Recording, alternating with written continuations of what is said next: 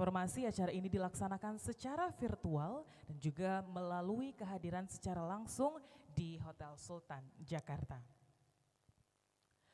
Dan kami informasikan Rakornas pada kesempatan kali ini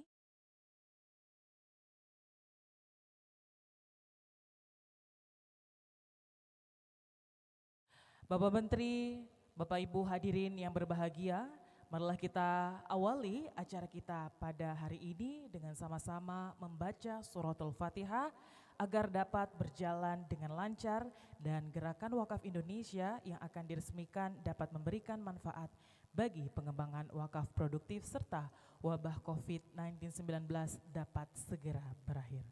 Ala hadihiniyah wa ala kulli niyatin sholihah.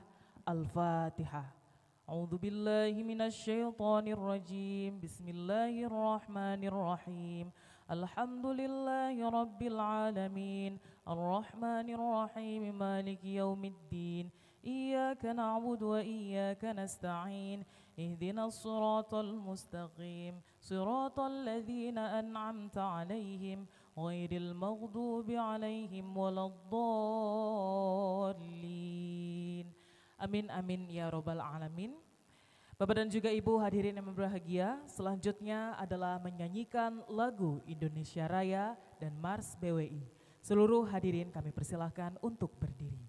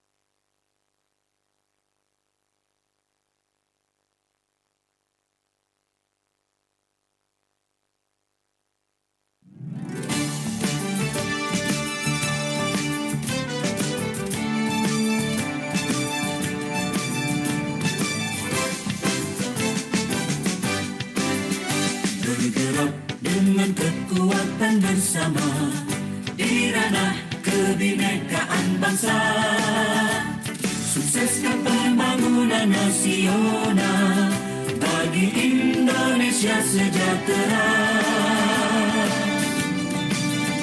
Berwakaf untuk keberkahan bersama, keabadian dan ridho Allah. Baktikan jiwa, raga dan harta untuk Indonesia adil dan makmur.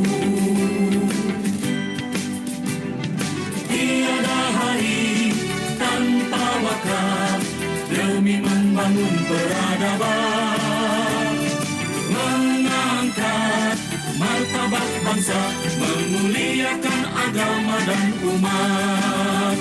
PWI untuk Indonesia.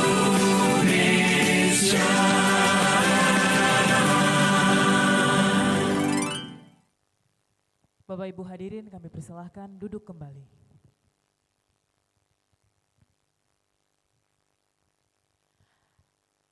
Bapak Menteri, Bapak Ibu hadirin yang berbahagia, selanjutnya kami akan menayangkan video profil Gerakan Wakaf Indonesia yang nanti akan diresmikan oleh Bapak Wakil Presiden Republik Indonesia pada siang hari nanti. Kami informasikan Gerakin memiliki 2 program unggulan, yakni Wakaf Peduli Indonesia atau kita sebut dengan Kalisa dan Wakaf Bangun Negeri atau kita sebut dengan Akbari. Pastinya Gerakin akan membangkitkan kesadaran, partisipasi aktif dan pengelolaan yang optimal serta profesional untuk kebangkitan wakaf produktif menuju Indonesia Emas 2045. Bapak Ibu, inilah video profil Gerakan Wakaf Indonesia.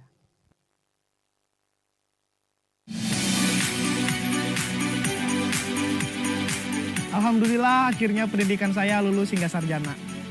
Berkat bantuan donasi dari para wakif. Terima kasih ya Allah.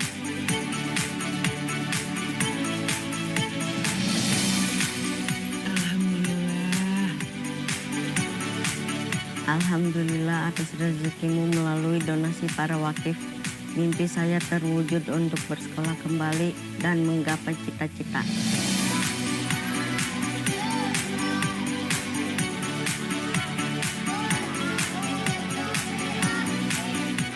Alhamdulillah wa syukurillah, atas izinmu hamba bisa menunaikan ibadah umroh melalui orang-orang baik yang berwakaf. Semoga mereka selalu dalam lindunganmu ya Allah. Amin ya robbal alamin. Alhamdulillah ya Allah. Terima kasih atas berkahmu. Terima kasih atas bantuan dari para wakif. Mengirim saya ke Rumah Sakit Mata Ahmad Wardi. Berkat mereka, saya bisa melihat kembali dan mengais rezeki. Alhamdulillahirabbil alamin.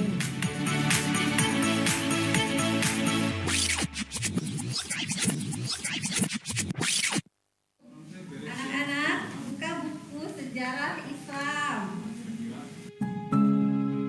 Sebelumnya mereka tak pernah membayangkan mimpi dan harapan dapat terkabul. Atas izin Allah Subhanahu wa Ta'ala, melalui sebuah gerakan yang digagas oleh Badan Wakaf Indonesia telah merubah semuanya. Gerakan untuk membuat sesuatu menghadirkan senyum di wajah mereka.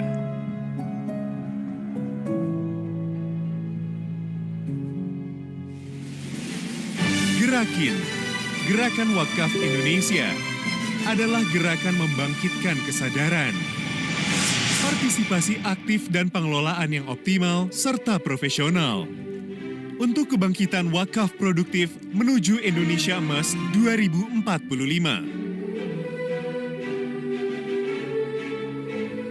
Gerakin atau Gerakan Wakaf Indonesia ini lahir karena melihat besarnya potensi wakaf di Indonesia. Dengan jumlah penduduk mayoritas muslim yakni sekitar 230 juta jiwa. Jika asumsi yang mampu berwakaf sekitar 200 juta jiwa, di mana masing-masing berwakaf sebesar Rp10.000 per bulan, maka akan terkumpul sebesar Rp2 triliun per bulan. Dalam setahun atau 12 bulan bisa mencapai Rp24 triliun. Dengan bangga, Gerakin atau Gerakan Wakaf Indonesia mempersembahkan Kalisa dan Akbari. Melalui program Kalisa, Wakaf Peduli Indonesia, hanya dengan berwakaf Rp10.000, kita sudah bisa membantu berbagai program sosial kemasyarakatan, ekonomi, pendidikan, kesehatan, bahkan membantu penanganan COVID-19. Dan melalui program Akbari, yang mengkombinasikan wakaf uang dan wakaf harta benda tidak bergerak, akan difokuskan untuk pembangunan infrastruktur di bidang kesehatan, pendidikan, dan sosial kemasyarakatan. Di mana melalui program ini, Rumah Sakit Mata Ahmad Wardi di Serang berdiri dan memberikan manfaat bagi masyarakat. Salah satu keunggulan dari Kalisa dan Akbari adalah wakaf Anda utuh dan dapat dimiliki kembali.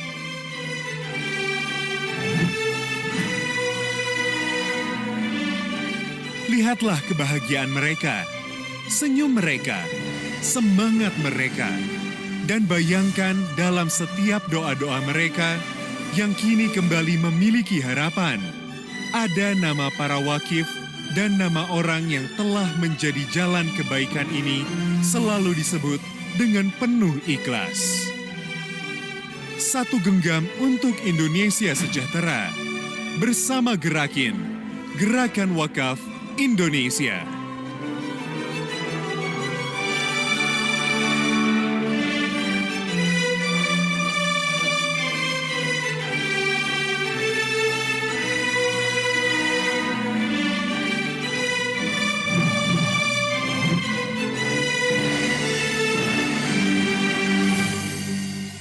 Baik Bapak Ibu, kita berikan tepuk tangan yang meriah untuk Badan Wakaf Indonesia.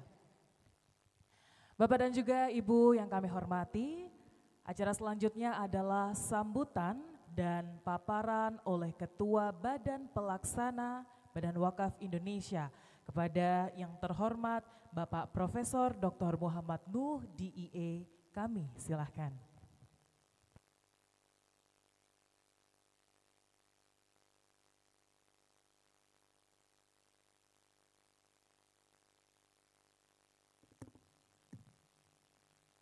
Terima kasih. Assalamualaikum warahmatullahi wabarakatuh. Alhamdulillah, alhamdulillahirabbil alamin wa bihi nasta'in ala umuri dunya waddin. Wala haula wala quwwata illa billahil aliyyil azim. Allahumma shalli wa sallim ala sayyidina Muhammadin al-Fatih lima ughliqa wal khatim lima sabaq. Nasir haqqi fil haqqi wal hadi ila siratikal mustaqim wa ala alihi haqqa qadrihi wa miqdaril azim, amma ba'd. Yang sama-sama kita hormati, kita muliakan Bapak Wakil Presiden, insyaallah nanti siang dia akan bergabung di acara ini. Yang sama-sama kita hormati, kita muliakan Bapak Menteri Agama yang alhamdulillah sudah bersiap-siap bersama kami semua. Oleh karena itu izinkan Pak Menteri atas nama Badan Wakaf kami menyampaikan penghargaan dan ucapan terima kasih setinggi-tingginya kepada panjenengan yang berkenan untuk ikut bersama-sama membangkitkan kesadaran berwakaf secara nasional. Yang sama-sama kita hormati seluruh jajaran pengurus baik di tingkat pusat, kabupaten, kota, provinsi dan para penggerak di bidang perwakafan. Yang sama-sama kita hormati, kita muliakan juga para LKS CWU, Lembaga Keuangan Syariah penerima wakaf uang, para narasumber dan hadirin sekalian yang saya mohon maaf tidak bisa menyebutkan satu persatu. Alhamdulillah, sungguh sangat bersyukur betul kita ini semua, hati kita dipertautkan dengan perwakafan, dengan urusan keumatan. Oleh karena itu kita harus bersyukur karena tidak semua orang hatinya dipertautkan dengan urusan perwakafan dan urusan keumatan. Izinkan dalam kesempatan ini atas nama Badan Wakaf Indonesia menyampaikan 1000 per 1000 terima kasih kepada semuanya yang ikut menggerakkan perwakafan itu. Dan izinkan pula di dalam kesempatan yang baik ini saya ingin memberikan pengantar sedikit sebelum nanti Bapak Menteri memberikan sambutan dan arahan, sekaligus juga nanti akan dilanjutkan sederet kegiatan sampai dengan sore nanti. Terus Mas. Terus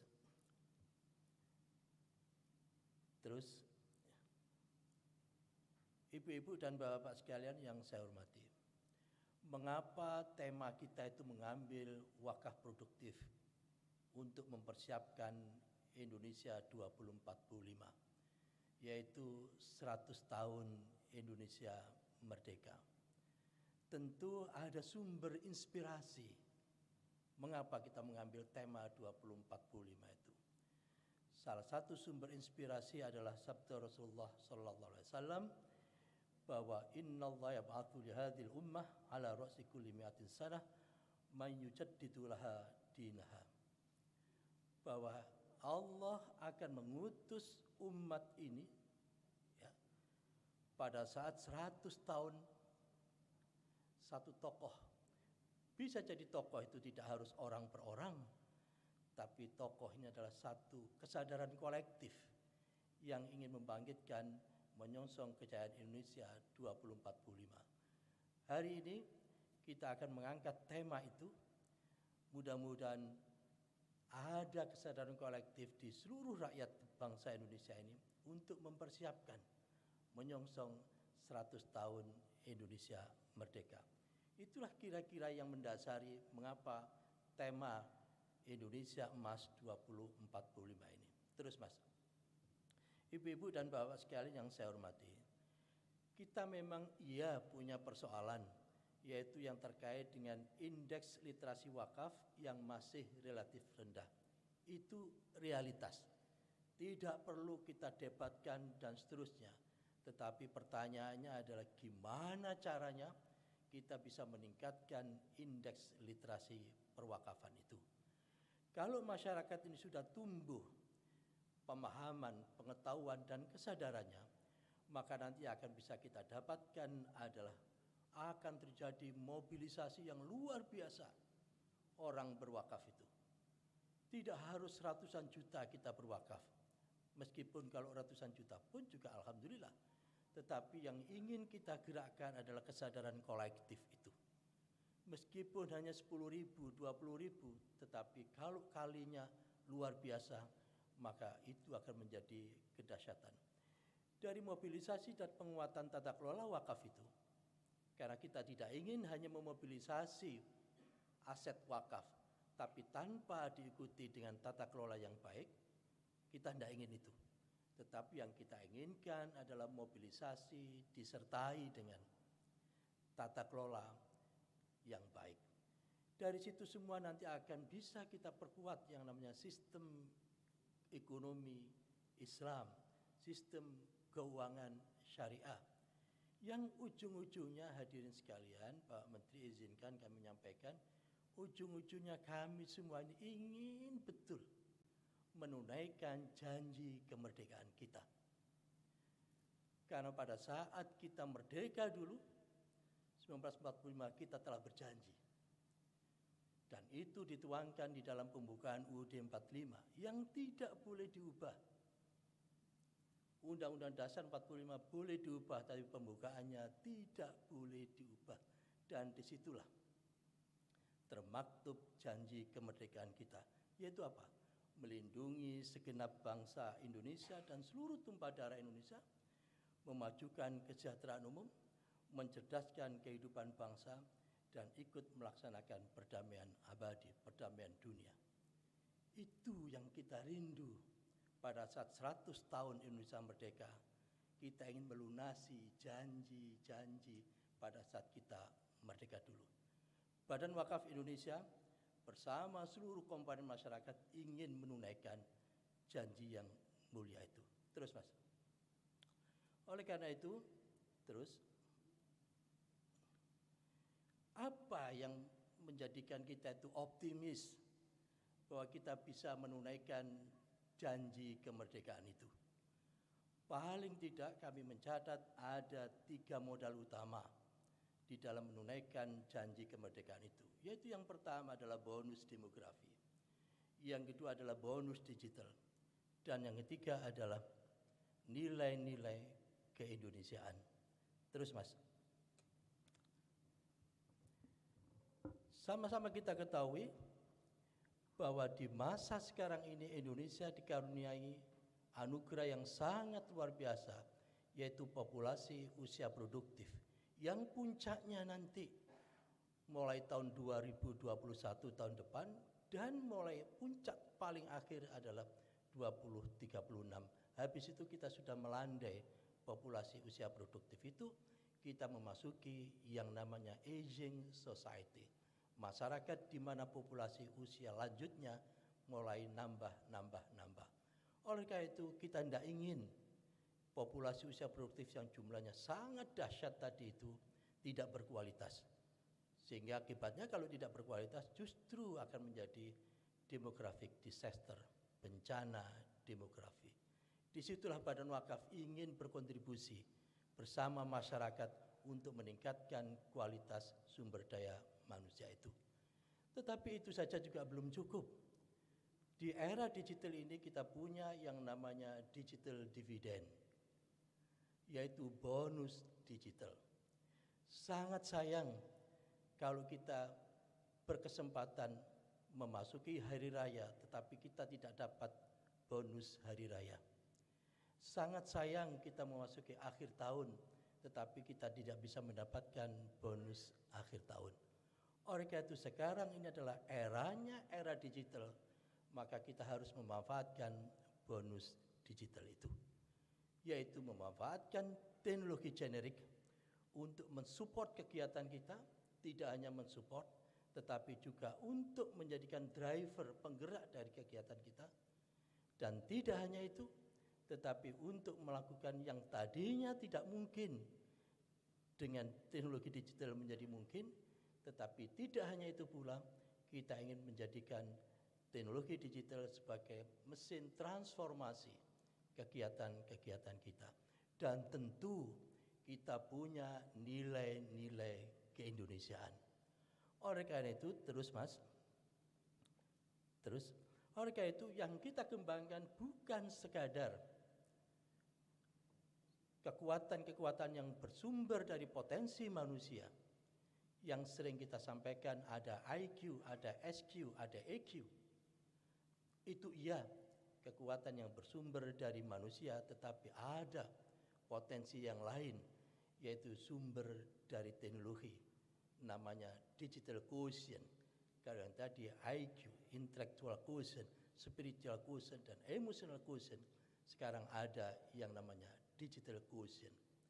Dan itu pula karena kita ingin menjadikan Indonesia, karena memang kita hidup di Indonesia, kita sejak lahir di Indonesia, kita pun juga kalau meninggal dimakamkan di Indonesia, malam-malam kita sujud pun juga di bumi Indonesia, maka sangat tidak sopan dan tidak santun kalau kita tidak ingin membesarkan yang namanya Indonesia itu.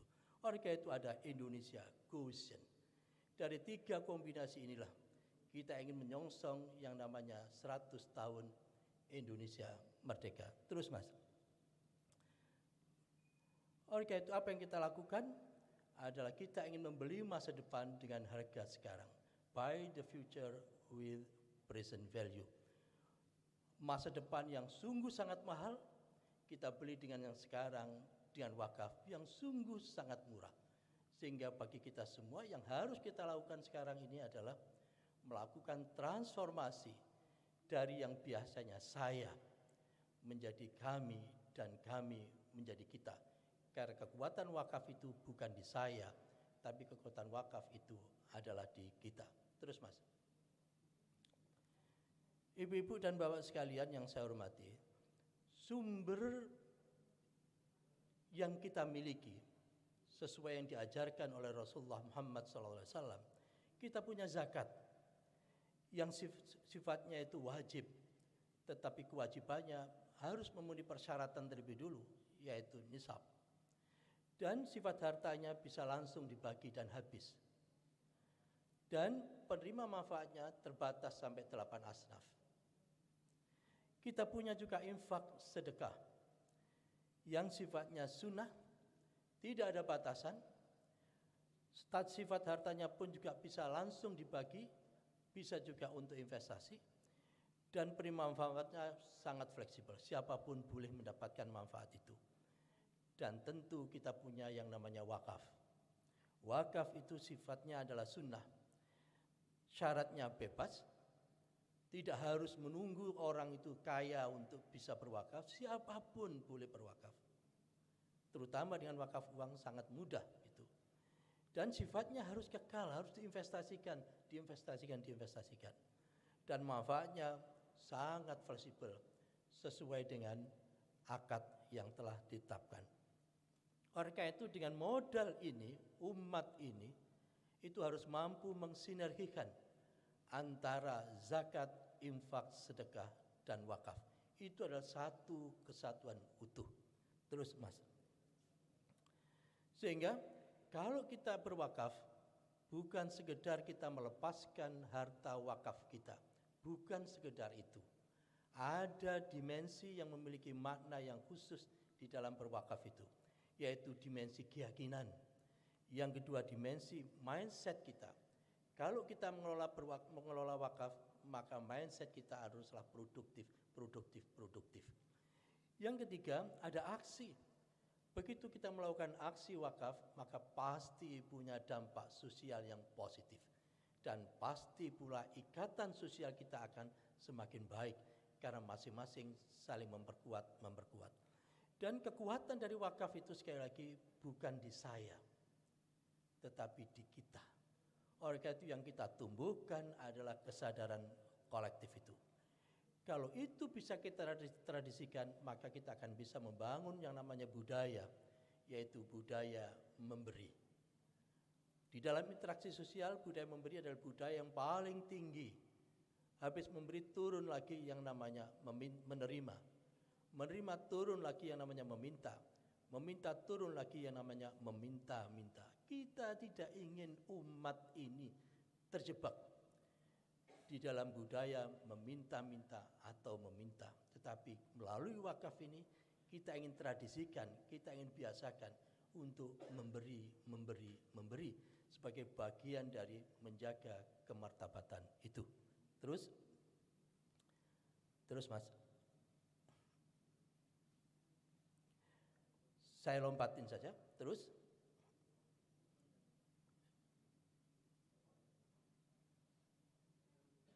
nah, di dalam mengelola perwakafan ini kita tidak boleh tabu terhadap teknologi. Sehingga di dalam waktu dekat ini, Badan Wakaf bekerja sama dengan PT Telkom Indonesia telah mengembangkan yang namanya blockchain untuk mengelola aset wakaf ini. Sehingga dari situ terdeteksi mulai dari awal, terdokumentasikan dengan baik sampai dengan akhir. Dan itu akan menumbuhkan trust, kepercayaan publik terhadap pengelola wakaf itu. Terus Mas.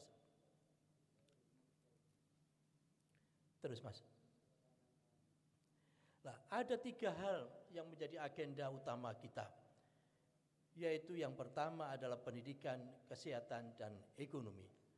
Wakaf memiliki potensi dan kesempatan yang sangat luar biasa untuk menumbuhkan 3 itu. Kalau 3 ini bisa kita dapatkan, maka yang namanya quality of life kita akan semakin baik, dan itu adalah bagian dari melunasi janji kemerdekaan tadi itu. Terus Mas.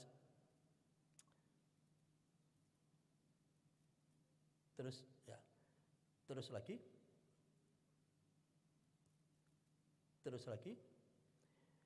Dan untuk membangun 3 tadi itu bukanlah pekerjaan yang 1 tahun, 2 tahun.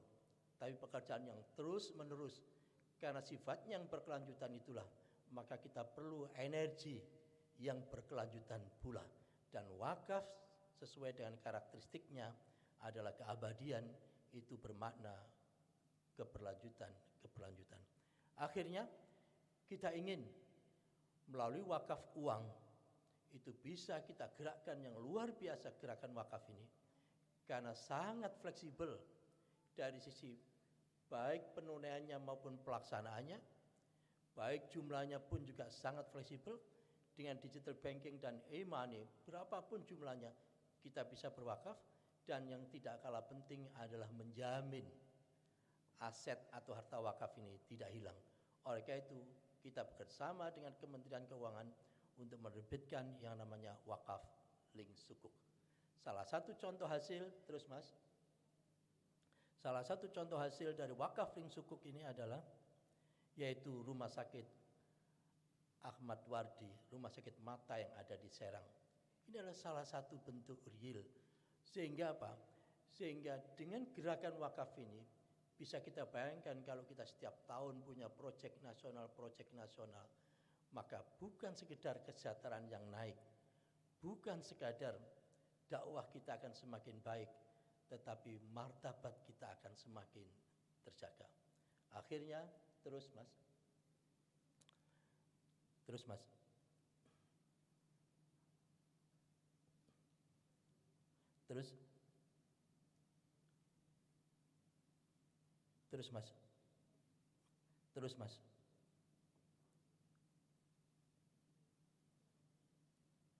Akhirnya kita ingin lembaga-lembaga pengelola aset umat itu untuk melakukan sinergi. Karena kekuatan tadi saya sampaikan bukan di saya, bukan di kami, tetapi di kita. Maka yang tadinya kita itu adalah lembaga-lembaga itu, sayanya adalah setiap individu, maka sekarang kita tarik. Sayanya adalah lembaga-lembaga itu, kitanya adalah kombinasi dari lembaga-lembaga itu.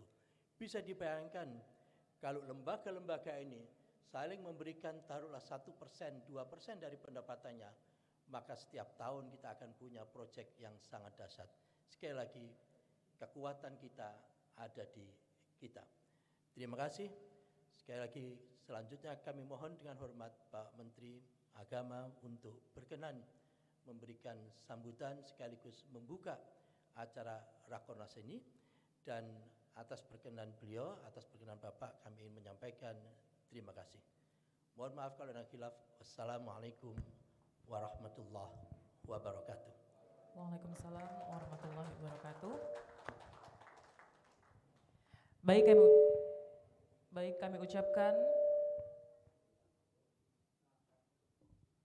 Kami ucapkan terima kasih kepada yang terhormat Bapak Profesor Dr. Muhammad Nuh DIE, Bapak dan juga Ibu yang kami hormati. Sebelum kita mendengarkan arahan dan juga sambutan Bapak Menteri, kami ingin menyapa Ibu Khofifah Indar Parawansa yang sudah hadir bersama kita via Zoom. Ibu Khofifah, Assalamualaikum warahmatullahi wabarakatuh, Ibu. Ya, waalaikumsalam warahmatullahi wabarakatuh. Baik, mungkin ada yang ingin disampaikan sedikit? Ya, terima kasih. Assalamualaikum warahmatullahi wabarakatuh. Ini bagian dari ikhtiar yang saya tentu berharap bahwa kita semua akan bisa membangun sinergitas dari seluruh lembaga-lembaga wakaf, lembaga zakat yang hari ini sesungguhnya sudah memberikan penguatan dari banyak hal kaitan dengan kegiatan sosial, keagamaan, pendidikan, dan seterusnya. Mudah-mudahan Gerakin ini akan terus menemukan format bagaimana masing-masing kemudian bersinergi secara efektif. Kira-kira gitu. Terima kasih. Assalamualaikum warahmatullahi wabarakatuh. Baik, terima kasih Ibu Khofifah Indar Parawansa. Bapak Ibu boleh kita beri tepuk tangan yang meriah. Baik. Bapak Ibu yang kami hormati yang hadir di Hotel Sultan maupun Bapak Ibu yang hadir secara virtual. Selanjutnya kita simak bersama sambutan dan arahan Menteri Agama Republik Indonesia sekaligus membuka secara resmi Rakornas dan Seminar Nasional BWI se-Indonesia tahun 2020. Kepada yang terhormat Bapak Jenderal Purnawirawan Haji Fahrul Rozi SH MH, kami silakan. Assalamualaikum warahmatullahi wabarakatuh. Alhamdulillahirabbil alamin. Assalatu wassalamu ala sayidina Muhammadin wa ala alihi wa sahbihi ajmain. Amma ba'du. Yang saya hormati Bapak Wakil Presiden Republik Indonesia, yang saya hormati Ketua dan segenap pengurus Badan Wakaf Indonesia, yang saya hormati para pengurus BWI perwakilan provinsi se-Indonesia, yang terhormat para perwakilan kementerian, lembaga, dan institusi keuangan mitra BWI, para peserta Rakornas, baik yang hadir secara fisik maupun secara virtual, yang sangat saya hormati. Terlebih dahulu, marilah kita panjatkan puji dan syukur kehadirat Allah Subhanahu wa Ta'ala atas rahmat dan karunia-Nya. Hari ini dapat diselenggarakan rapat koordinasi nasional BWI se-Indonesia dan launching Gerakan Wakaf Indonesia. Salawat dan salam tidak lupa semoga tercurah kepada Nabi besar Muhammad SAW beserta keluarga dan para sahabatnya. Bapak Wakil Presiden dan peserta Rakornas yang saya hormati. Badan Wakaf Indonesia dibentuk oleh Kementerian Agama berdasarkan undang-undang dan menjadi mitra strategis Kementerian Agama dalam mengembangkan dan memajukan perwakafan di tanah air. Untuk itu Kementerian Agama bersama-sama dengan BWI dan segenap elemen institusi penggerak ekonomi dan keuangan syariah terus berupaya memperkuat ekosistem perwakafan nasional. Sejalan dengan arahan yang pernah disampaikan oleh Bapak Wakil Presiden dalam Rakornas BWI tahun 2019 yang menekankan pentingnya pengelolaan wakaf yang terbengkalai atau belum dikelola sehingga tidak menghasilkan nilai manfaat, maka menurut hemat kami, berbagai terobosan perlu dilakukan secara berkesinambungan, baik dari sisi regulasi, kebijakan, program, dan layanan wakaf. Siapa saja bisa berwakaf dan manfaat wakaf sangat luas sepanjang berada dalam koridor yang tidak bertentangan dengan ketentuan agama. Melalui kepemberdayaan wakaf, kita implementasikan misi Islam sebagai rahmatan lil alamin. Salah satu keunggulan wakaf ialah pada keluasan dan keluasan skema pengelolaannya, yaitu sebagai aset sosial yang dapat diinvestasikan ke dalam instrumen keuangan komersial sepanjang tidak keluar dari batasan syariah. Pengelolaan wakaf yang produktif diharapkan mampu menurunkan tingkat kemiskinan dan ketimpangan di tanah air Indonesia. Di masa ini, Indonesia telah memiliki instrumen wakaf uang dengan skema suku atau obligasi syariah yang dijamin oleh negara atau cash wakaf link suku. Atau kalau dalam bahasa Indonesia kita pendekkan dengan CWLS. Produk instrumen wakaf berupa CWLS yang kini terus disosialisasikan dan akan diperluas menjadi CWLS Retail merupakan hasil kerjasama yang sangat baik antara Kementerian Keuangan, Kementerian Agama, Bank Indonesia, dan Badan Wakaf Indonesia. Maka dengan sinergi lintas kementerian atau lembaga dan dunia usaha, kami yakin pengumpulan wakaf uang akan semakin meningkat dan masa depan perwakafan semakin cerah dan mencerahkan kehidupan bangsa. Saya setuju dengan apa yang disampaikan Ketua BWI tadi. Mohon dapat dirumuskan langkah-langkah yang sederhana dan mudah yang dapat dilakukan para wakif dalam melakukan wakaf uang. Bapak Wakil Presiden dan peserta Rakornas yang saya hormati. Dalam kesempatan ini kami mengajak seluruh institusi yang terkait dan segenap elemen masyarakat untuk bersama-sama Kementerian Agama dan Badan Wakaf Indonesia untuk memberikan perhatian terhadap pelindungan, pengamanan, dan pengembangan aset-aset wakaf, serta meningkatkan literasi masyarakat mengenai wakaf. Kita juga perlu terus mengajak masyarakat termasuk generasi muda agar lebih mengenal wakaf dan gemar berwakaf. Pemerintah melalui regulasi yang dibuat amat berkepentingan untuk memberi kemudahan bagi masyarakat dalam berwakaf.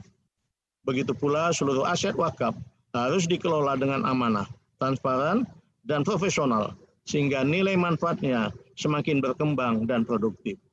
Saya ucapkan terima kasih kepada BWI yang selama ini telah melakukan banyak langkah-langkah maju dalam pengelolaan wakaf di Indonesia. Kita semua yakin dan optimis, insya Allah suatu saat nanti, wakaf menjadi lokomotif kebangkitan ekonomi umat dan instrumen penanggulangan kemiskinan di negara kita ini.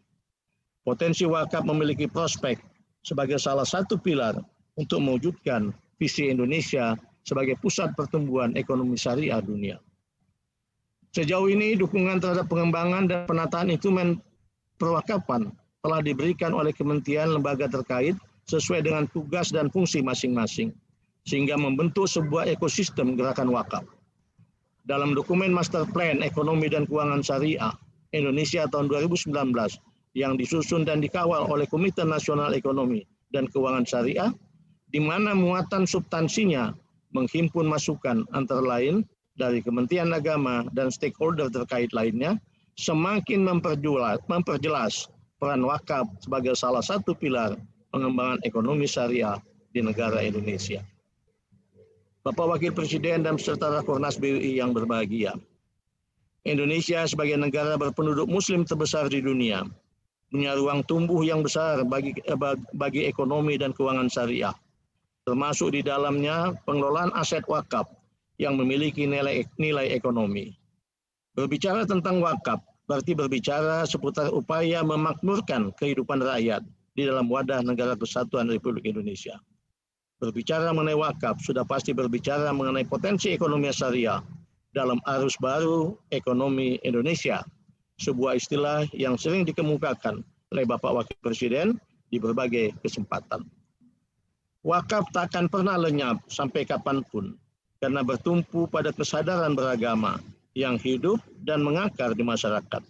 Begitu pula ekonomi wakaf akan bertahan terhadap goncangan krisis dan resesi ekonomi global, selama aset dan keuangan wakaf tersebut dikelola secara amanah, transparan, profesional, dan dilandasi kesadaran tanggung jawab dunia dan akhirat.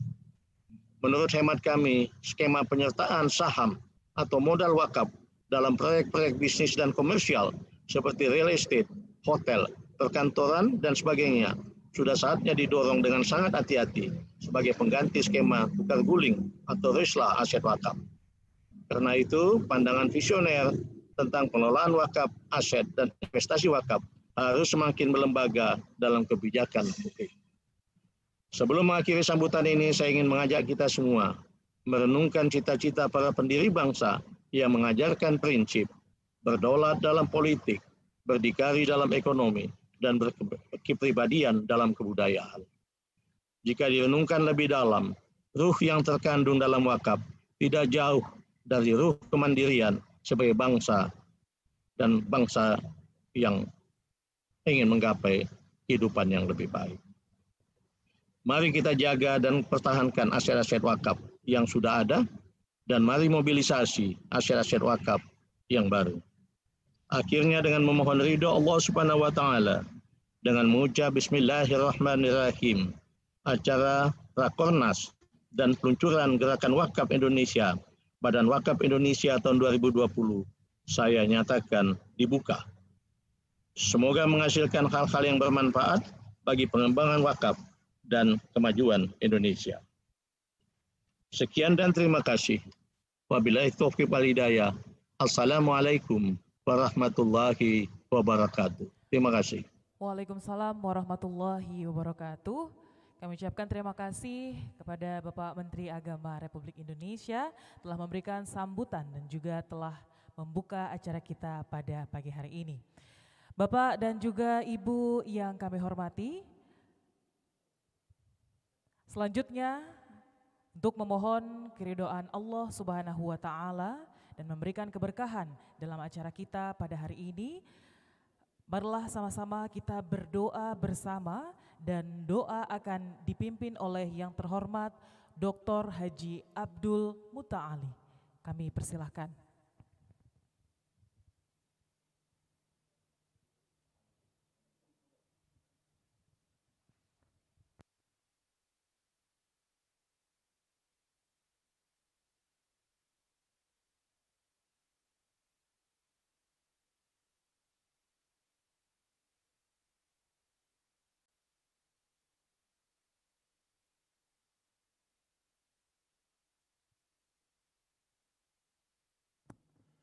Assalamualaikum warahmatullahi wabarakatuh. Yang saya hormati Bapak Menteri Agama Republik Indonesia, yang saya hormati Ketua Badan Wakaf Indonesia dan segenap pengurus Badan Wakaf Indonesia di pusat dan di daerah, Bapak Ibu tamu undangan, mari kita sejenak berdoa agar Allah meridhai dan memberikan kelancaran Rakornas yang akan kita selenggarakan ini. Al-Fatihah. A'udzu billahi minasyaitonir rajim. Bismillahirrahmanirrahim. Alhamdulillahi rabbil alamin. Arrahmanir rahim. Maliki yaumiddin. Iyyaka na'budu wa iyyaka nasta'in. Ihdinas siratal mustaqim. Siratal ladzina an'amta 'alaihim ghairil maghdubi 'alaihim waladdallin. Allahumma salli ala sayyidina Muhammad wa ala ali sayyidina Muhammad. Alhamdulillahi rabbil alamin. Hamdan syakirin, hamdan na'imin. حمدا يوافي نعمه ويكافئ مزيده يا ربنا لك الحمد ولك الشكر كما ينبغي لجلال وجهك الكريم ولعظيم سلطانك. اللهم آت نفوسنا تقواها وزكها أنت خير من زكاها أنت وليها ومولاها Ya Allah, ya Tuhan kami, salurkanlah, kirimkanlah, tanamkanlah, kuatkanlah kepada kami nilai-nilai ketakwaan. Dan bersihkanlah kami ya Rabb dari anasir-anasir negatif sehingga tidak hadirnya kebersihan dan kesucian dalam diri kami. Karena Engkaulah ya Rabb pemilik jiwa raga ini, pemilik sanubari ini. Ya Allah, ya Rahman, ya Rahim, ya mujibat da'awat, wa ya munzilal barakat, wa ya qawiyal ad-du'ufat. Ya Allah, kuatkan diri kami dengan kebaikan-kebaikan. Jadikanlah diri kami pemberi sebanyak-banyak manfaat kepada sebanyak-banyaknya umat. Ya Rabb, pilihlah kami ya Rabb, orang-orang yang mampu menebarkan kebaikan syariat-Mu, kebaikan rahmat-Mu, bahwa Islam itu adalah rahmatan lil alamin.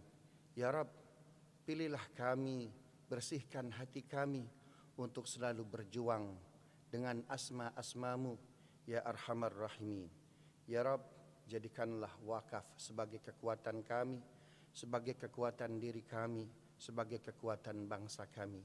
Ya Farijal Ham, ya Kashifal Gham, ya man li 'abdihi yaghfir wa yarham. Allahumma la sahla illa ma ja'altahu sahla, wa anta taj'alul huzna idza syi'ta sahla.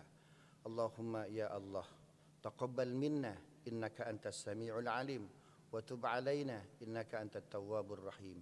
Wa sallallahu ala sayyidina Muhammadin wa ala alihi wa sahbihi wasallam, walhamdulillahi rabbil alamin. Assalamualaikum warahmatullahi wabarakatuh.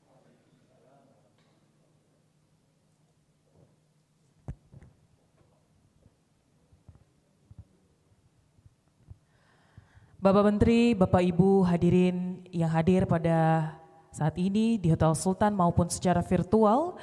Demikian acara pembukaan Rapat Koordinasi Nasional Badan Wakaf Indonesia.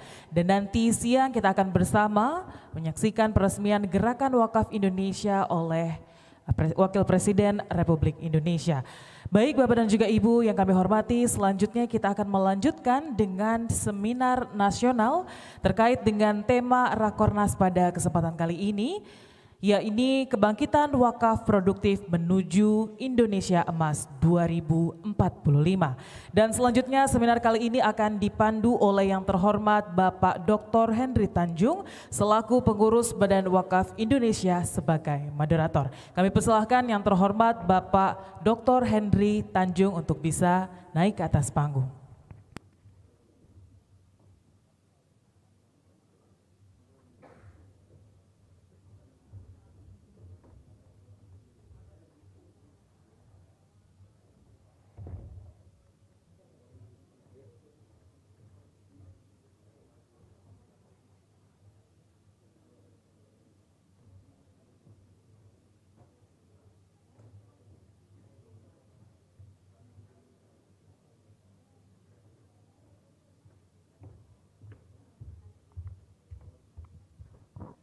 Pak, ini ke sana.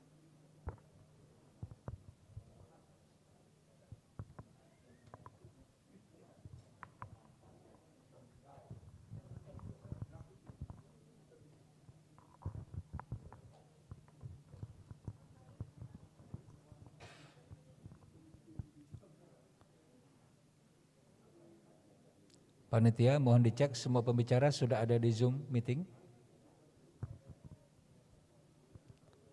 Kita ada 4 pembicara. Sudah semua ada ya?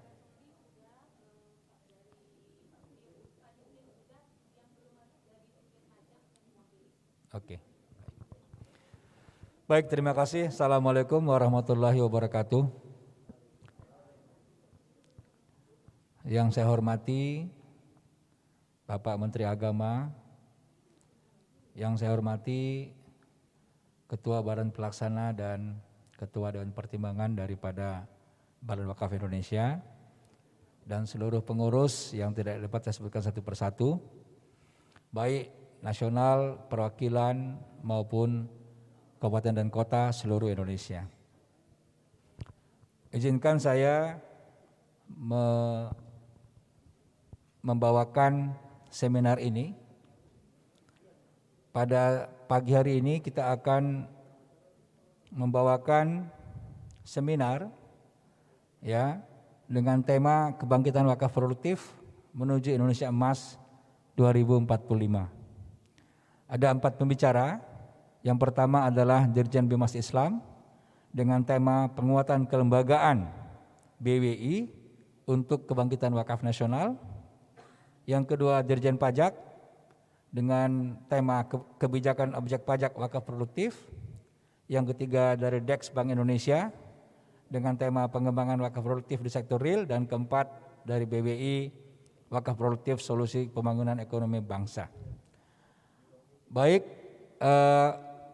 kepada para pembicara, ini karena untuk tadi kita agak molor sedikit selesainya, maka yang tadinya 20 menit per pembicara, maka kita kurangi menjadi 15 menit setiap pembicara. Jadi harapannya 4 pembicara 60 menit dan tidak ada tanya jawab. Nanti kita selesai insya Allah pukul 10. Karena setelah itu kita akan Rakornas BWI seluruh Indonesia. Baik, yang pertama kami berikan kesempatan kepada Bapak Dirjen Bimas Islam, Profesor Dr. Kamarudin untuk menyampaikan temanya dengan judul Penguatan Kelembagaan BWI untuk Kebangkitan Wakaf Nasional. Kepada Bapak kami persilakan. Baik, bismillahirrahmanirrahim. Assalamualaikum warahmatullahi wabarakatuh. Alhamdulillahirabbil alamin wassalatu wassalamu ala asyrafil anbiya'i wal mursalin sayyidina Muhammadin wa ala alihi wa sahbihi ajmain. Amma ba'du. Karena waktunya sangat singkat, maka saya pun berusaha semaksimal mungkin untuk menyampaikannya secara cepat dan mudah-mudahan tidak mengurangi substansi dari apa yang akan saya sampaikan. Pertama, saya ingin mengucapkan terima kasih atas undangan ini. Saya merasa berbahagia dan mendapat kehormatan bisa hadir bersama dengan Ketua BWI dan seluruh peserta Rakornas pada kesempatan ini. Saya juga mengucapkan selamat kepada BWI atas Rakornas yang diselenggarakan pada hari ini. Saya langsung saja ke halaman berikutnya. Jadi penguatan kelembagaan untuk kebangkitan wakaf Indonesia. Langsung ke 6 penguatan kelembagaan BWI kebangkitan wakaf nasional. Lanjut. Ya, jadi ada 6 poin yang akan saya sampaikan terkait dengan upaya untuk penguatan kelembagaan BWI untuk kebangkitan wakaf nasional. Pertama, BWI sebagai nazir induk, koordinator pembinaan nazir. Kemudian yang kedua adalah perapian struktur organisasi anggota BWI, yang ketiga dualisme tugas dan fungsi antara BWI dan Kemenak, kemudian optimalisasi pendanaan BWI pusat dan mendorong BWI daerah melalui APBD, yang keenam peningkatan literasi wakaf masyarakat, kemudian pendataan database statistik wakaf nasional. Saya langsung ke halaman berikutnya untuk mengelaborasi satu persatu dari 6 penguatan kelembagaan ini. Yang pertama, BWI sebagai nazir induk, koordinator dan pembina nazir. Kita ketahui bahwa menurut Undang-Undang Nomor 41 2004, BWI harus menjadi nazir induk mengelola wakaf skala nasional maupun internasional. BWI sebagai nazir harus memiliki inovasi dan harus kreatif tentunya untuk bagaimana bisa menggali potensi wakaf Indonesia yang begitu besar, yang sangat luar biasa. Tentu dibutuhkan inovasi-inovasi kreatif atau kreasi inovatif untuk mengkapitalisasi potensi Indonesia yang begitu luar biasa. Kemudian yang kedua atau selanjutnya adalah next slide berikutnya. Kemudian selanjutnya BWI harus memiliki data ya. Jadi di samping harus melakukan inovasi kreatif, tentu BWI sebagai nazir harus memiliki data secara akurat. Dan saya kira ini tantangan yang sangat luar biasa.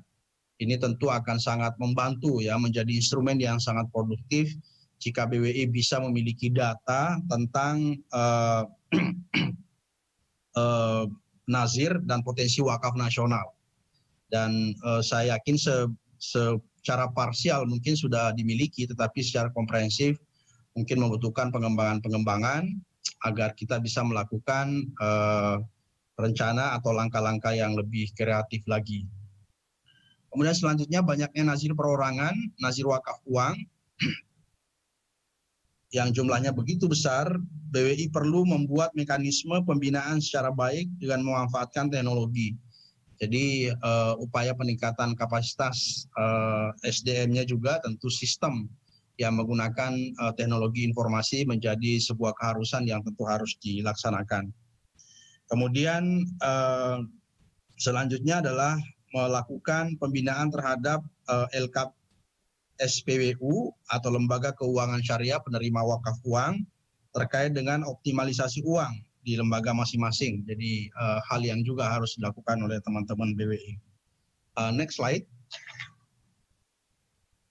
Slide berikutnya adalah perapihan struktur organisasi anggota BWI. Ya, jadi tentu ada hal yang tidak dalam peraturan atau Undang-Undang 2004, tentu ada hal yang sudah tidak relevan dan seiring dengan semakin berkembangnya industri perwakafan nasional, sehingga keanggotaan BWI berdasarkan pasal 53, di mana jumlah anggota BWI terdiri dari paling sedikit 20 orang dan paling banyak 30 orang berasal dari masyarakat. Jumlah ini dianggap terlalu banyak dibandingkan dengan Basnas misalnya, sehingga menyebabkan mungkin manuver-manuver atau gerakan-gerakan produktif yang akan dilakukan oleh anggota mungkin terlalu gemuk sehingga tidak begitu lincah mungkin, sehingga saya kira kedepannya harus ada perubahan ini. Mungkin keanggotanya cukup 11 anggota misalnya.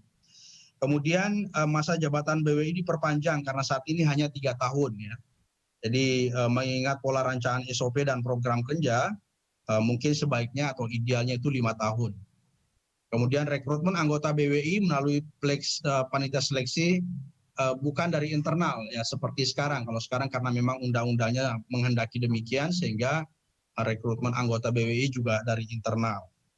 Kemudian selanjutnya latar belakang anggota BWI harus dari berbagai ranah keilmuan yang dapat mendukung kinerja wakaf nasional.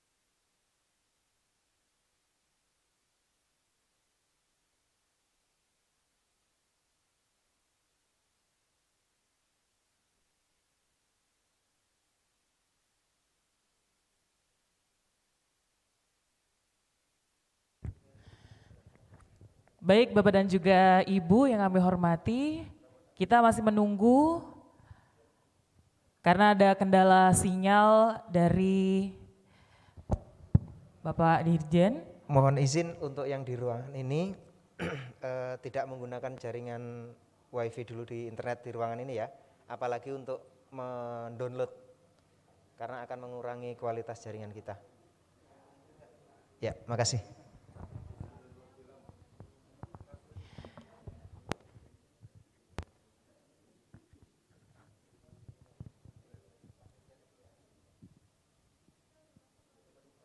Baik, sudah bergabung kembali bersama kita Bapak Dirjen. Sebentar lagi akan kembali melanjutkan materi yang disampaikan oleh beliau. Halo ya, maaf ada gangguan sedikit. Bisa suara saya terdengar Ibu? Baik Pak, bisa terdengar Pak, silakan dilanjutkan. Oh, baik, selanjutnya next slide. Ya, dualisme tugas dan fungsi antara Kemenak dan BWI. Jadi memang antara Kementerian Agama dan BWI ini harus terus bersinergi. BWI dan Kemenak ini adalah ibaratnya dua sisi dari mata uang yang harus terus saling berkolaborasi dan harus terus bersinergi dan seharusnya tidak terjadi overlapping atau tumpang tindih wewenang tugas dan fungsi. Pembagian tugas fungsi pemerintah dalam hal ini BWI seharusnya fokus utama mengembangkan harta benda wakaf, sedangkan kebijakan dan regulasi wakaf ada di Kementerian Agama. Kewenangan Badan Wakaf Indonesia untuk mengelola harta benda wakaf secara utuh dan BWI mempunyai kewenangan untuk mengelola harta benda wakaf yang terlantar dan sengketa. Alur komunikasi dan sinergi secara rutin dan berkala harus sering dilakukan antara Kementerian Agama dan BWI, terutama antara KUA juga ya di daerah dan sebagai PPAIW dan BWI daerah. Jadi intinya kira-kira sinergi antara Kementerian Agama harus terus dicarikan formula yang tepat, yang produktif dan efektif agar bisa saling mendukung dan bersinergi sehingga kinerjanya bisa menjadi lebih bagus. Selanjutnya next slide. Berikutnya untuk penguatan kelembagaan BWI. Next slide. Optimalisasi pendanaan BWI pusat dan mendorong BWI daerah melalui APBD. Ya, saat ini anggaran APBN BWI itu sangat tidak besar ya, 10 miliar untuk pusat dan hanya 100 juta untuk BWI perwakilan provinsi. Ke depan tentu kita berharap ada anggaran yang lebih besar termasuk juga dari APBD. Optimalisasi pendanaan BWI pusat selain melalui APBN seperti bekerja sama dengan lembaga dan institusi yang memiliki dana abadi atau endowment fund seperti perguruan tinggi atau CSR. Efisiensi anggaran bersumber dari APBN dengan penyerapan produktif yang efektif dan pengembangan wakaf nasional. Kemudian yang saya kira sangat penting adalah mendorong pemerintah daerah untuk mengalokasikan dana APBD daerah untuk pendanaan BWI daerah, sebagaimana halnya yang terjadi atau seperti Basnas Provinsi dan juga Basnas Kabupaten Kota. Hal-hal seperti ini saya kira harus kita lakukan untuk penguatan kelembagaan BWI ke depan. Selanjutnya, berikutnya untuk penguatan kelembagaan kita, next slide, adalah peningkatan literasi wakaf masyarakat melalui riset dan kajian tentang wakaf. Ini juga hal yang sangat penting karena berdasarkan literasi atau indeks literasi wakaf nasional, tingkat pemahaman dasar, lanjutan, dan literasi masyarakat Indonesia tentang wakaf masih sangat rendah. Ini tantangan kita, tantangan Kementerian Agama, tantangan BWI untuk melakukan langkah-langkah produktif agar bisa meningkatkan literasi wakaf nasional. Karena literasi tentu akan menentukan partisipasi. Semakin literate sebuah society, sebuah masyarakat, tentu tingkat partisipasinya juga semakin tinggi. Begitu juga sebaliknya. Dan memang kalau kita melihat masyarakat kita mendapatkan informasi tentang wakaf ini sangat terbatas ya. Di lembaga pendidikan misalnya, di SD, di SMP, SMA, di perguruan tinggi mungkin mereka tidak pernah belajar tentang wakaf. Di pesantren, di madrasah, itu pun juga sangat superficial, ya, sangat permukaan, dan itu pun juga secara kuantitatif juga sangat sedikit, bahkan juga di perguruan tinggi sangat sedikit. Jadi masyarakat mendapatkan informasi tentang wakaf ini tentu sangat terbatas, sehingga ini tantangan kita bagi BWI dan juga bagi Kementerian Agama untuk meningkatkan atau melakukan langkah-langkah efektif agar bisa meningkatkan literasi masyarakat. Literasi masyarakat Indonesia, karena tingkat literasi tentu berkorelasi dengan tingkat partisipasi. Kemudian selanjutnya BWI perlu mengoptimalisasi kampanye bersama literasi wakaf sejak dini dan seluruh elemen masyarakat melalui forum kajian, ceramah keagamaan, khutbah Jumat, pelajaran sekolah dan madrasah. Ya, ini salah satu instrumen teknisnya, tetapi secara umum saya kira memang harus ada upaya terencana, grand design dilakukan secara sinergis untuk dengan semua pihak agar meningkatkan literasi ini. Menurut saya ini salah satu tantangan terbesar BWI, karena kalau zakat mungkin literasi masyarakat tentang zakat sedikit lebih bagus, tetapi tentang wakaf ini saya merasa dan berdasarkan indeks literasi yang kita lakukan melalui survei ternyata memang sangat rendah. Jadi ini tantangan kita. Kita perlu menggunakan sejumlah medium, instrumen, termasuk sosial media, website, dan lain-lain untuk meningkatkan ini. BWI perlu membuat pusat kajian dan riset tentang wakaf, serta bekerja sama dengan perguruan tinggi melalui berbagai medium, ya, kajian wakaf produktif, kurikulum wakaf, hingga peningkatan kompetensi nazir dan masyarakat tentang manajemen wakaf. Saya kira nazir juga menjadi tantangan kita, ya, di samping literasi masyarakat, pengembangan kapasitas dan kompetensi nazir saya kira juga hal yang menjadi sangat challenging bagi Kementerian Agama dan juga bagi BWI. BWI perlu membuat elektronik perpustakaan tentang literasi wakaf nasional dan internasional. Ini saya kira salah satu instrumen yang mungkin menarik ya, dan mungkin sangat penting untuk BWI membuat semacam perpustakaan elektronik agar masyarakat bisa dengan mudah mengakses untuk meningkatkan kapasitas atau literasi mereka. Kemudian selanjutnya, next slide. Ya, pendataan database statistik wakaf nasional, ya, penggunaan teknologi dalam tata kelola wakaf. Ya, ini sudah tidak bisa dihindarkan lagi penggunaan teknologi. Nah, memiliki database statistik wakaf nasional menurut saya yang sangat mendasar yang harus difikirkan ke depannya. Mungkin sudah dimulai, sudah diinisiasi, tapi mungkin perlu pengembangan lebih produktif lagi di masa yang akan datang. BWI perlu memiliki database statistik wakaf nasional yang berisikan data jumlah wakif, ya, harta benda wakaf, jumlah kelolaan nazir, proyek wakaf nasional, dan advokasi sengketa wakaf.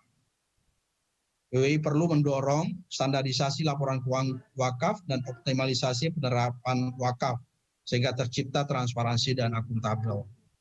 BWI perlu membuat sistem teknologi secara real-time statistik wakaf dan memuat seluruh informasi valid tentang wakaf, potensi tanah wakaf produktif, hingga nazir terpercaya dan kompeten, sehingga memudahkan masyarakat untuk berwakaf. Jadi kira-kira intinya bahwa penguatan kelembagaan BWI masih memiliki sejumlah tantangan yang harus dikembangkan secara simultan, pengembangan kapasitas terutama kompetensi sistem menjadi hal yang sangat fundamental untuk kita lakukan di masa yang akan datang. Mudah-mudahan waktu 15 menit dapat menyampaikan apa yang telah kami siapkan dan mudah-mudahan bermanfaat. Terima kasih. Wabillahi taufiq wal hidayah. Wassalamualaikum warahmatullahi wabarakatuh. Waalaikumsalam. Tepuk tangan buat Pak Dirjen. Terima kasih Pak Profesor Dr. Kamarudin Amin.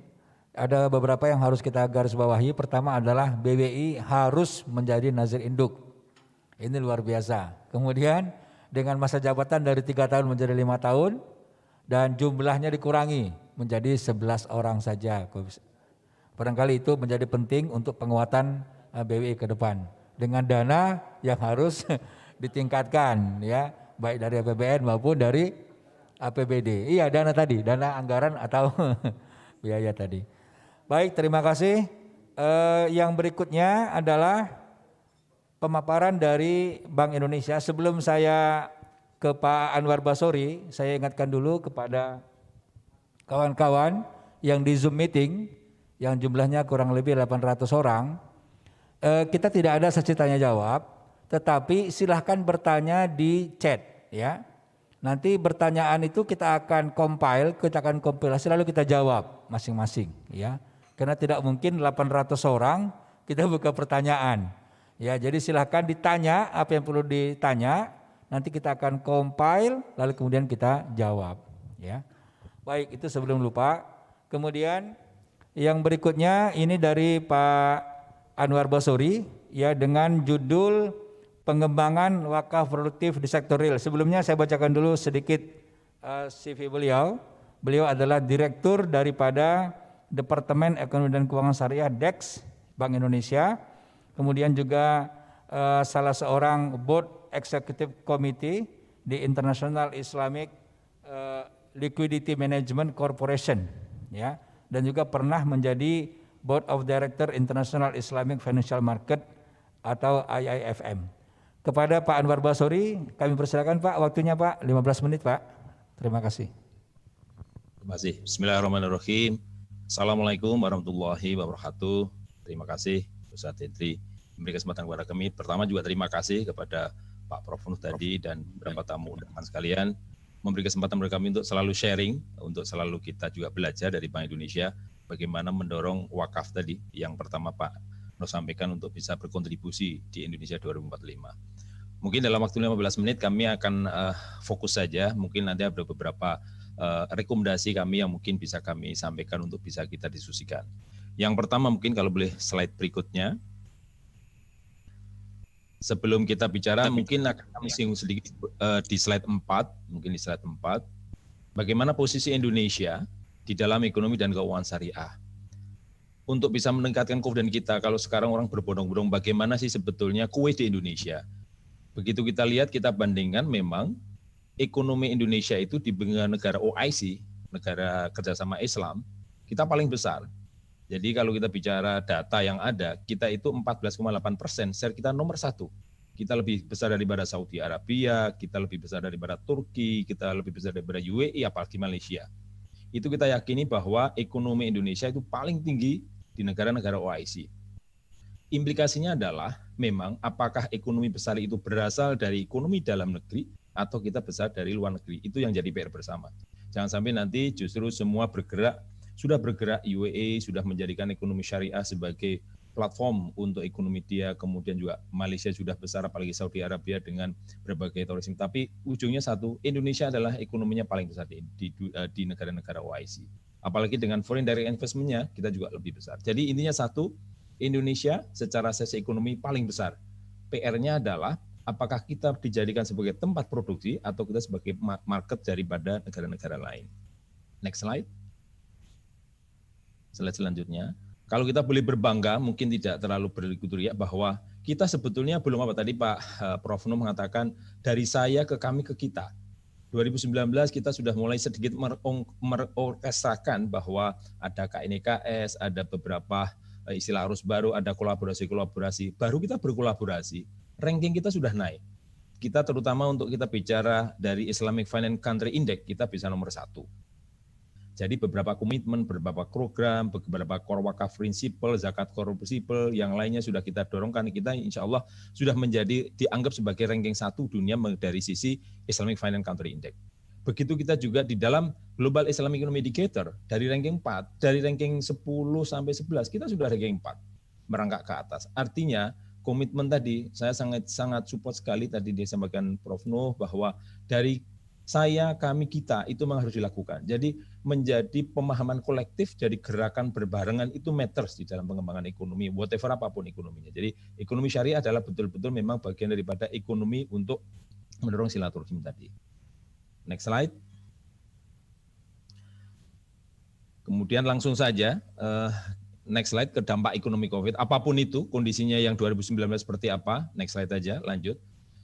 Tapi kita sedang teruji sejak Maret kemarin, bukan hanya Indonesia, seluruh negara, next slide, yang halaman 8, bahwa dampak COVID itu ternyata ada hikmahnya. Tidak semua bahwa selalu Allah memberikan kejadian di Indonesia, itu adalah termasuk di dunia, itu selalu kalau kita bicara setiap kejadian, itu tentunya saya juga guru saya, Ustadz Hendy mengatakan, kita harus sabar dan tawakal, dan kita selalu optimis, dan di balik itu pasti ada hikmahnya.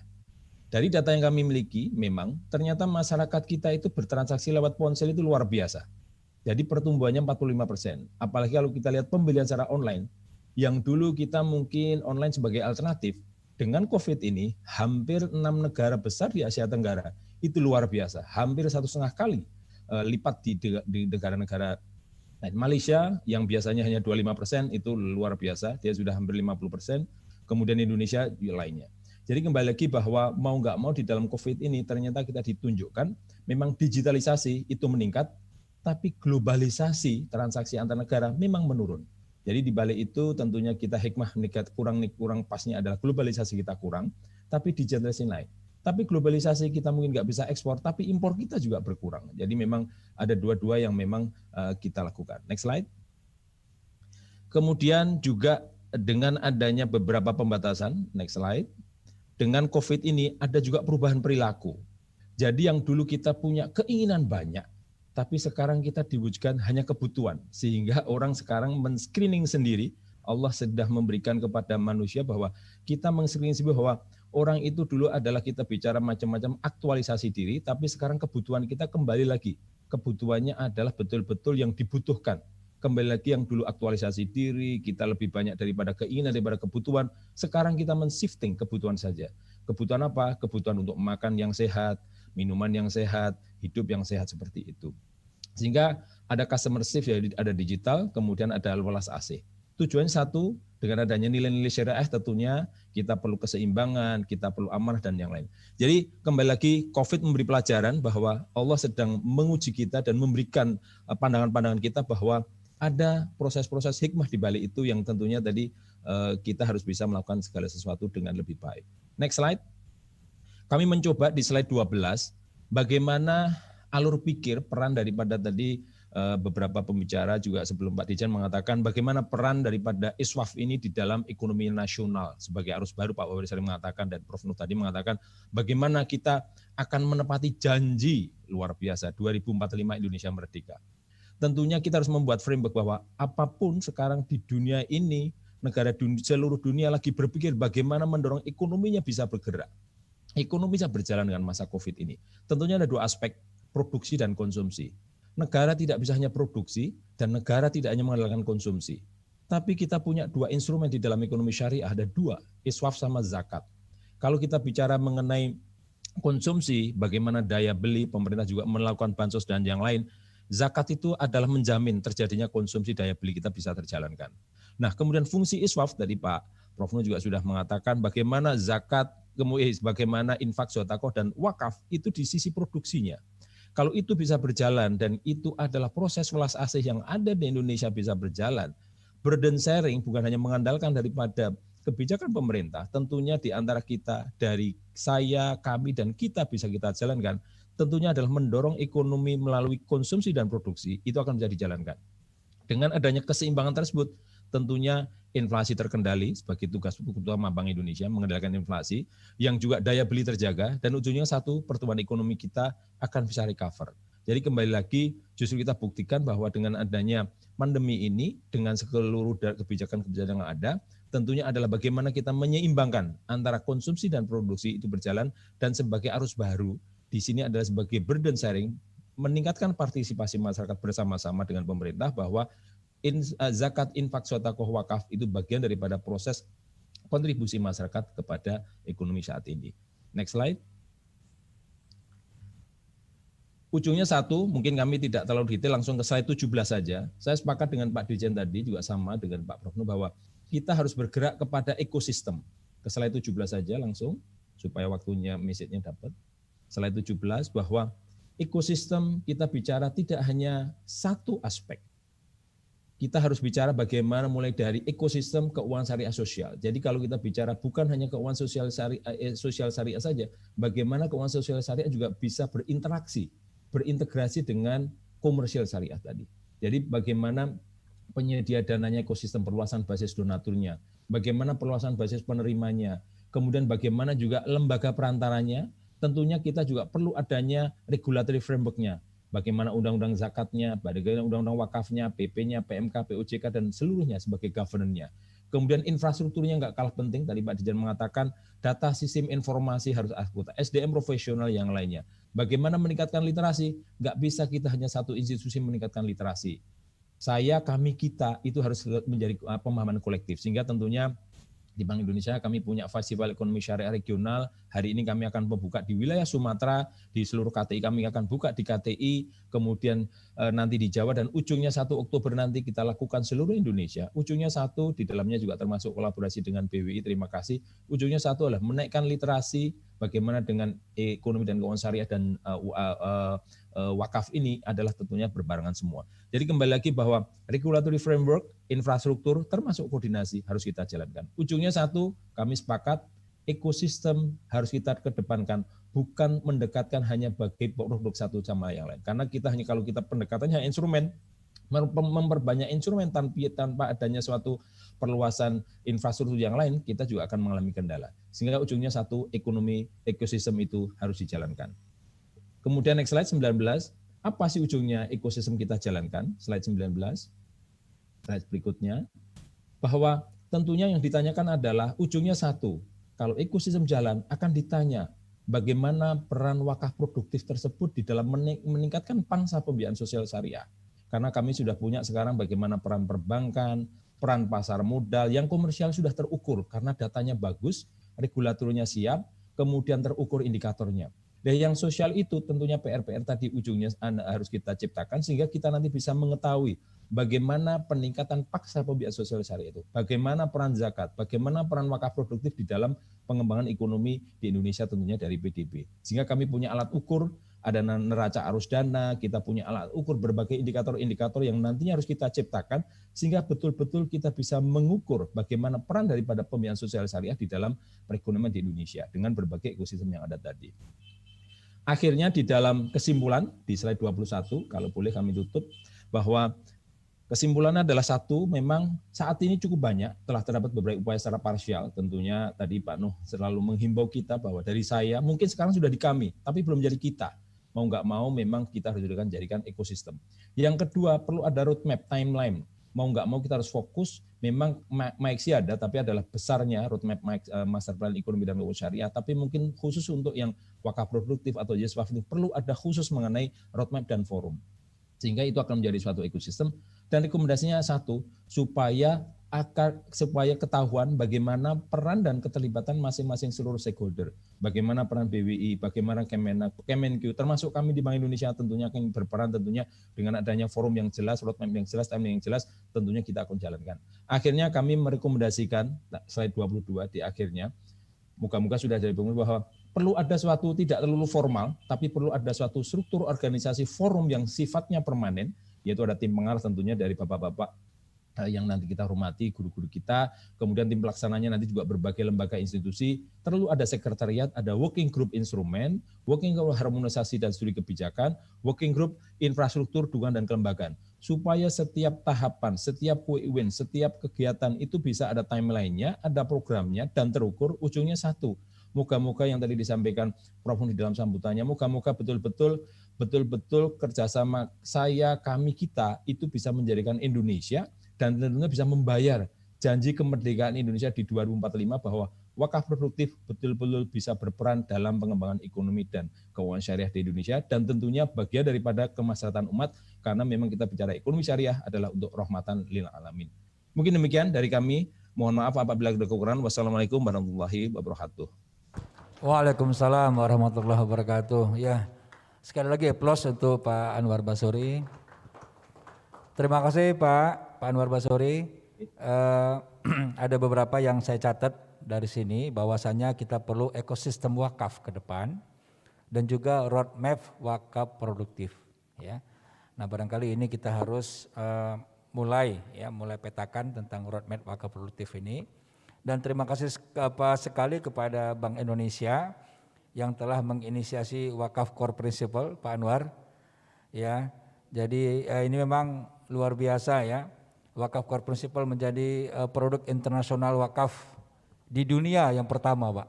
Jadi Indonesia di mata dunia itu dipandang sangat maju wakafnya karena kita punya wakaf core principle. Sekali lagi tepuk tangan buat kita semua. Ya.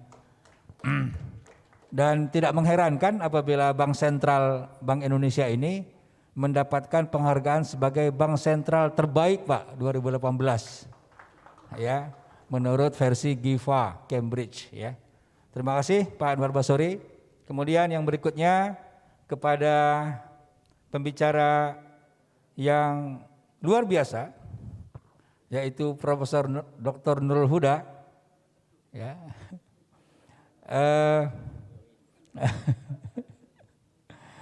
Ya, beliau adalah anggota Badan Wakaf Indonesia dan juga merupakan wakil rektor 4 Universitas Yarsi dan juga guru besar di Universitas Yarsi. Kepada beliau dengan judul pengembangan wakaf produktif di Indonesia. Ya, wakaf produktif solusi pembangunan ekonomi Indonesia. Kepada Profesor Dr. Nurul Huda, waktu dan tempat dipersilakan.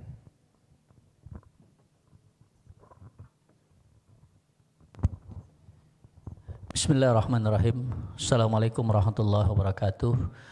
Alhamdulillah la ni'matil Islam wa ni'matil iman wa kafa bihi ma min ni'mah ya wahid ya majid la tuzik anni ni'matan an'amta biha alayya. Terima kasih Ustadz Henry Tanjung, terima kasih pula pada Pak Dirjen dan Pak Anwar Basori melengkapi dari apa yang sudah disampaikan dari dua pembicara sebelumnya. ada 3 agenda yang sebenarnya saya akan coba sampaikan dalam kesempatan kali ini. Yang pertama adalah kita akan melihat potret sebenarnya bagaimana perekonomian Indonesia saat ini dan untuk tahun 2021 dengan dasar supaya nanti di mana wakaf ini bisa bergerak dalam konteks perekonomian Indonesia. Yang kedua nanti kita akan coba lihat sedikit renungan bagaimana pandangan daripada Ibnu Khaldun dalam Circle of Equity-nya yang saya kira harus sama-sama kita renungkan untuk bisa kita masuk berperan lebih jauh dalam pengembangan daripada wakaf produktif di Indonesia. Dan yang ketiga kita lihat bagaimana tren yang sudah dilakukan oleh BWI terkait dengan persoalan wakaf produktif ini. Next, saya langsung saja. Iya. Ya, next ya. Yang pertama kita lihat potret ekonomi Indonesia. Ada 3 catatan penting yang saya coba cermati. Catatan ini bisa menjadi ranah untuk kita masuk ke dalam peran wakaf nantinya. Yang pertama, pandemi jelas secara umum berdampak kepada semua indikator makroekonomi yang ada di Indonesia. Kita mulai dari tingkat pertumbuhan ekonomi kita pada kuartal yang kedua mencapai negatif minus 5,3%. Ini relatif cukup jauh signifikan turun ketika pada kuartal 1 kepada kuartal yang kedua.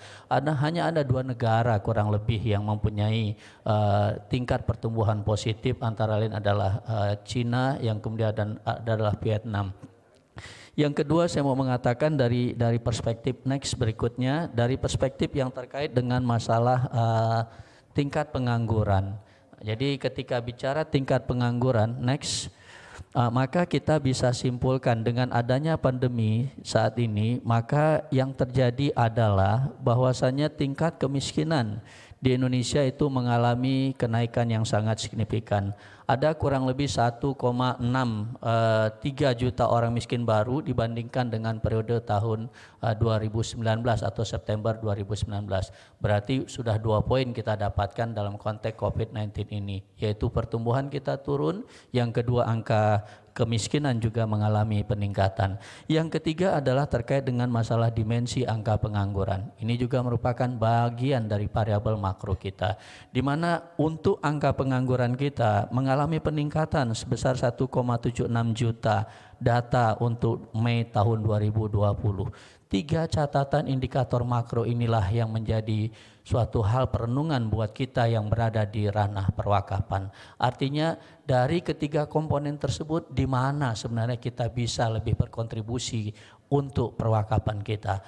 Walaupun di tahun 2021 nanti semua lembaga dunia dimulai dari IMF, World Bank, ADB juga mentargetkan insya Allah tahun 2021 pertumbuhan kita akan segera menuju ke arah yang sifatnya adalah positif.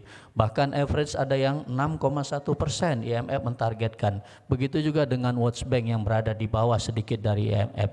Dan juga untuk pemerintah sendiri sudah menetapkan target di dalam RAPBN tahun 2021. Ini catatan perekonomian kita. Next saya akan masuk lanjut dengan persoalan pembangunan ekonomi dalam konteks Islam. Ketika bicara dalam pembangunan ekonomi dalam konteks Islam, maka tentu kita sudah sangat sadari bahwasanya visi Islam dalam konteks pembangunan ekonomi bisa kita kelompokkan dalam 2 kelompok besar, yaitu bahwasanya wa ma arsalnaka illa rahmatan lil alamin. Maka Islam itu harus bisa memberikan sebagai rahmat bagi semua alam. Yang kedua adalah to promote the well-being, atau bagaimana Islam itu mencapai yang namanya falah. 2 alat ini menjadi sebuah indikator nanti keberhasilan pembangunan dalam konteks perspektif Islam. Yang kedua bagaimana merealisasikannya. Inilah yang kita kemudian kenal dengan konsep maqasid syariah. Mulai daripada hibzuddin, hibzul mal, hibzul nasab, hibzul akal, dan hibzul nasab. 5 hal ini yang menjadi pendorong untuk bisa tercapainya yang kita sebut dengan falah tadi. Next, yang berikutnya adalah terkait dengan renungan yang tadi saya sampaikan. Ada sebuah konsep yang dikemukakan oleh Ibnu Khaldun yang kita kenal dengan Circle of Equity. Kita lihat ini bagaimana keterkaitan di antara komponen-komponen yang ada di dalam Circle of Equity ini. Ada yang namanya governance, ada yang namanya regulasi ataupun syariah, ada yang namanya manusianya atau sumber daya manusianya. Kemudian ada juga yang namanya kesejahteraannya. Kemudian ada yang namanya keadilan dan pembangunan itu sendiri. Ibnu Khaldun pernah menulis surat kepada seorang raja yang pada intinya beberapa catatan bahasa surat tersebut kalau boleh kita jelaskan sedikit. Yang pertama, Ibnu Khaldun mengatakan dalam surat kepada raja bahwasanya kekuatan ataupun kedaulatan tidak akan pernah dapat dipertahankan kecuali dengan mengimplementasikan syariah. Wakaf adalah nilai syariah yang harus diimplementasikan. Maka sesungguhnya kedaulatan tidak dapat dipertahankan tanpa ada implementasi daripada wakaf. Kalau kita bawa ke dalam konteks wakaf. Yang kedua dikatakan oleh Ibnu Khaldun bahwasanya syariah nggak bisa diimplementasikan kecuali oleh adanya al-mulk tadi. Saat ini alhamdulillah, mudah-mudahan dengan Wapres Kiai Haji Ma'ruf Amin kita sudah mencanangkan lebih luas lagi dari yang namanya KNKS menjadi KNEKS sebagai sebuah wujud bahwasanya al-mulk berupaya untuk mengimplementasikan yang namanya syariah. Yang ketiga terkait dengan kedaulatan, tidak akan memperoleh kekuatan kecuali didukung oleh sumber daya. Kita adalah komunitas-komunitas wakaf, maka harapannya tentunya bahwasanya kita pun akan mendukung pemerintah dalam mengembangkan wakaf sebagai bagian dari sumber daya insani wakaf itu sendiri. Yang keempat bahwasanya sumber daya insani ataupun ar-rijal tidak dapat dipertahankan kecuali dengan harta benda. Maka wakaf bergerak di dalam ranah yang terkait dengan pengelolaan aset. Maka artinya apa? Butuh sumber daya insani untuk menggerakkan harta wakaf yang ada saat ini. Yang kelima, harta benda wakaf tidak dapat diperoleh kecuali dengan pembangunan. Nah, disinilah nanti titik tolak bagaimana peran daripada wakaf dalam konteks pembangunan. Bahwasanya sudah diungkapkan oleh Ibnu Khaldun dalam Circle of Equity-nya. Yang keenam berikutnya, yaitu ketika Ibnu Khaldun menyatakan pembangunan yang saat ini kita lakukan tidak akan dapat dicapai kecuali dengan keadilan. Konsep keadilan menjadi bagian dari sebuah indikator dalam konteks pembangunan. Kalau kita refer tadi bahwasanya angka indeks Gini kita mengalami peningkatan. Diharapkan pada angka 0,381 mudah-mudahan di tahun 2021 akan turun kembali. Artinya apa? Ada dimensi ketidakmerataan dalam konteks pembangunan itu sendiri. Yang ketujuh, keadilan merupakan tolak ukur yang dipakai oleh Allah untuk mengevaluasi manusia. Berarti indikator keadilan akan menjadi sebuah indikator buat manusia itu sendiri atau sumber daya manusia. Dan yang kedelapan, kedaulatan akan mengandung muatan tanggung jawab menegakkan keadilan. Berarti itulah siklus yang diharapkan oleh Ibnu Khaldun. Yang saya bayangkan, siklus ini adalah siklus wakaf.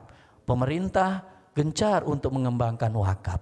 Komunitas wakaf juga gencar tentunya mengembangkan wakaf. Sehingga apa yang diharapkan keadilan, apa yang diharapkan dengan kesejahteraan akan bisa terrealisir dengan konsep Circle of Equity ini.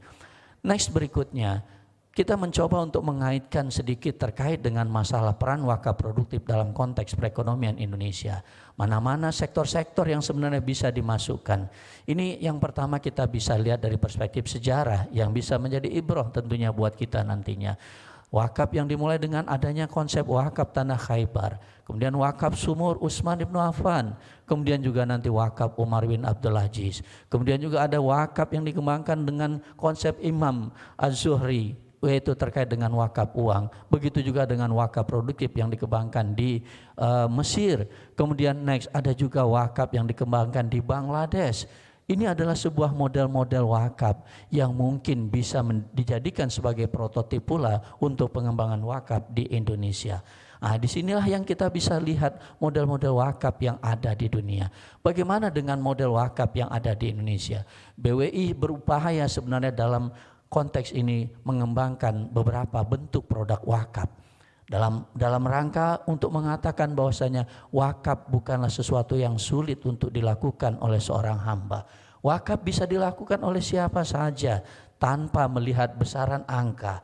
Ya, tadi sudah disampaikan, kita punya beberapa produk yang memang kita create dengan tujuan satu, memudahkan orang untuk melakukan wakaf. Yang kedua, merubah mindset wakaf tidak hanya hal yang bersifat klasik, tapi wakaf juga bisa dibawa ke dalam konteks ekonomi kontemporer saat ini.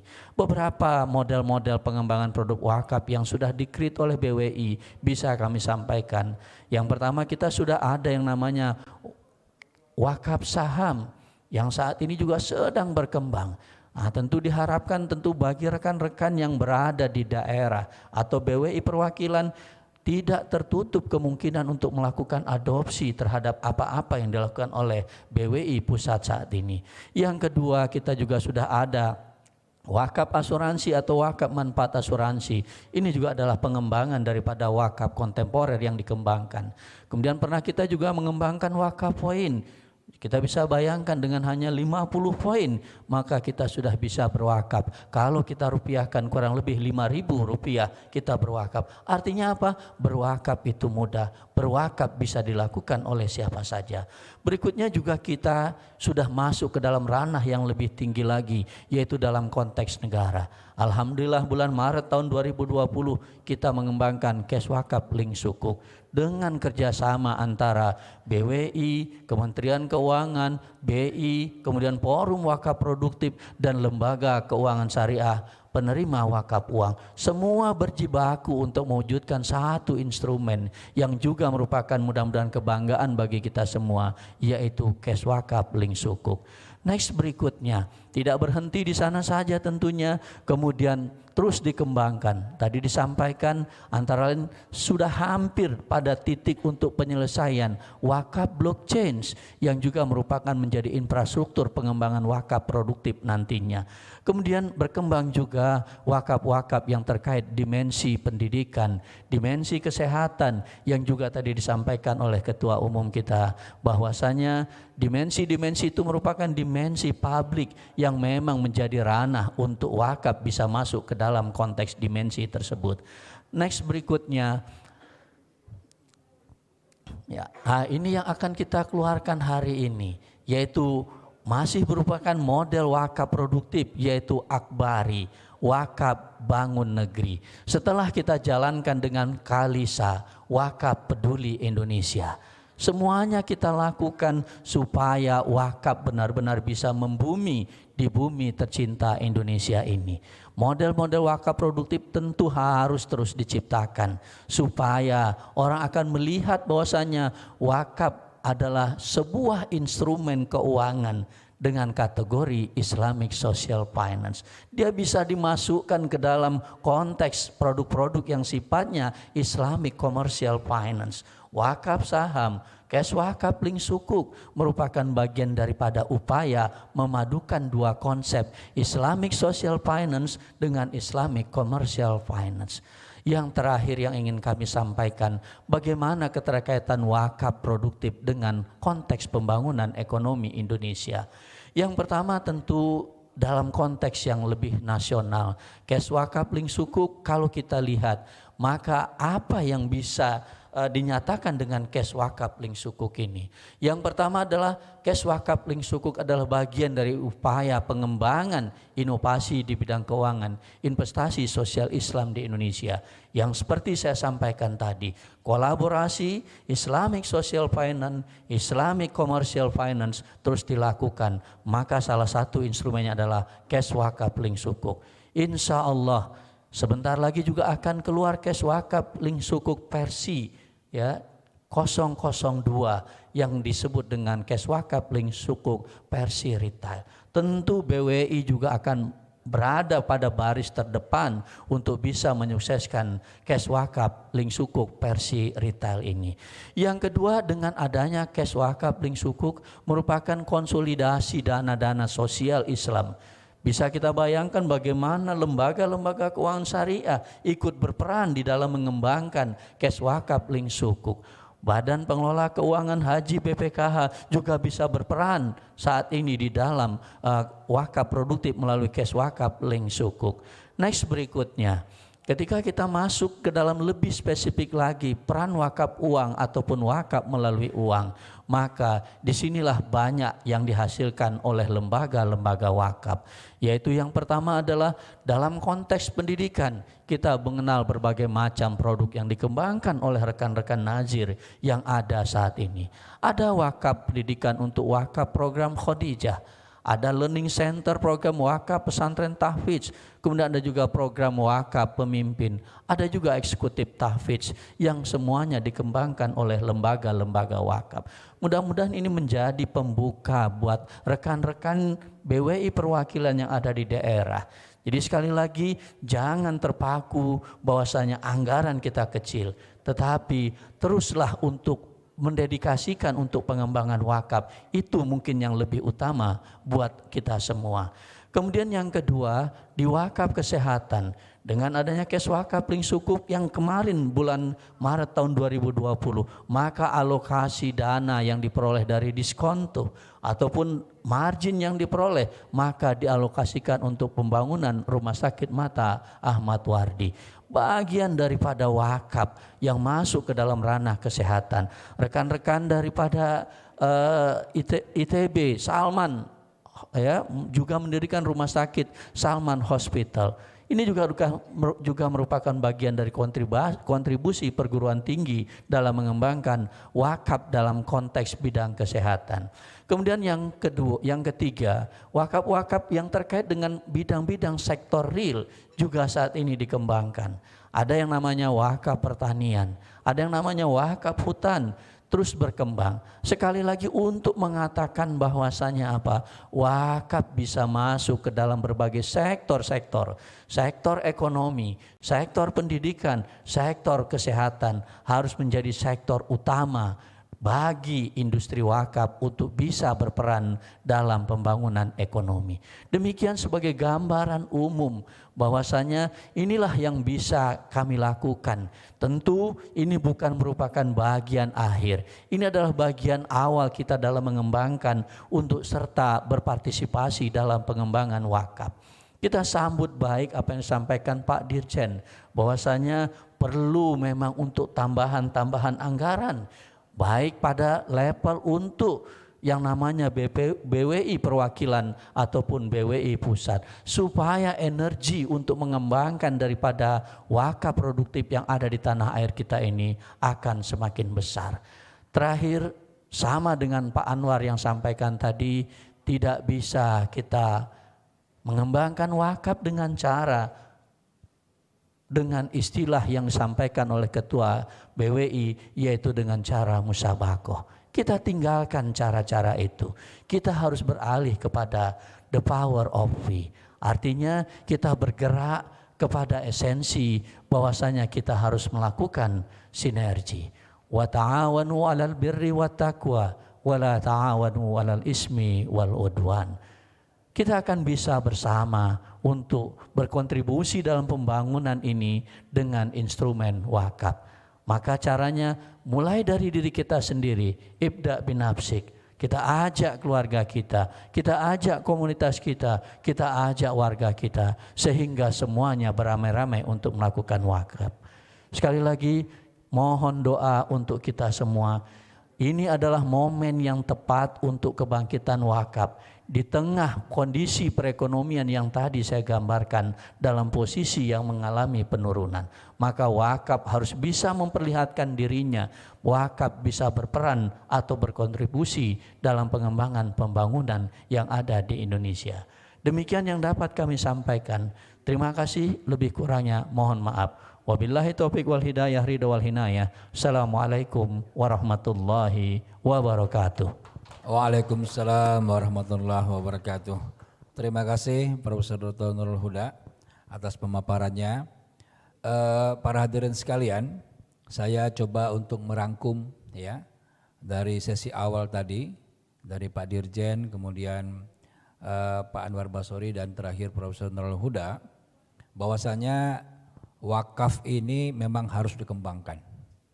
Tadi dalam sambutannya Pak Menteri Agama mengatakan wakaf tidak pernah lenyap di muka bumi.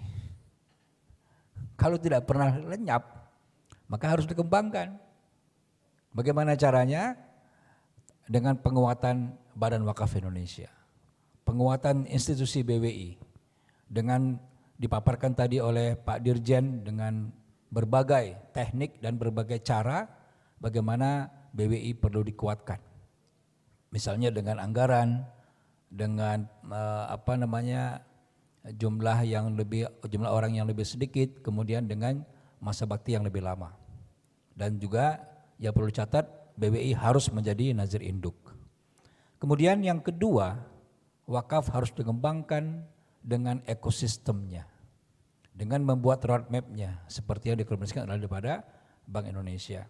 Dan terakhir, seperti teorinya daripada Circle of Equity-nya Ibn Khaldun mengatakan bahwasanya tidak bisa tidak, ekonomi harus terus dikembangkan dengan imarah, dengan investasi.